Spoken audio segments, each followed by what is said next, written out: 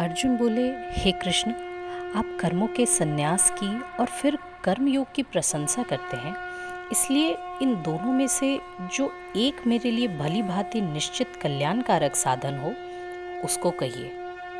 श्री भगवान बोले, कर्म संन्यास और कर्म योग ये दोनों ही परम कल्याण करने वाले हैं, परंतु उन दोनों में भी कर्म संन्यास से कर्म योग साधन में सुगम होने से श्रेष्ठ है।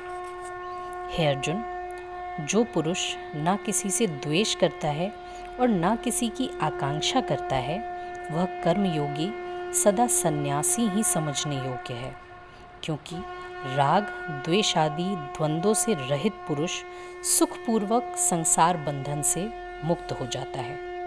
उपयुक्त संन्यास और कर्म योग को मूर्ख लोग पृथक पृथक फल देने वाले कहते हैं, ना कि पंडित जन, क्योंकि दोनों में से एक में भी सम्यक प्रकार से स्थित पुरुष दोनों के फल रूप परमात्मा को प्राप्त होता है। ज्ञान योगियों द्वारा जो परम धाम प्राप्त किया जाता है, कर्म योगियों द्वारा भी वही प्राप्त किया जाता है। इसलिए जो पुरुष ज्ञान योग और कर्म योग को फल रूप में एक देखता है, वही यथार्थ देखता है।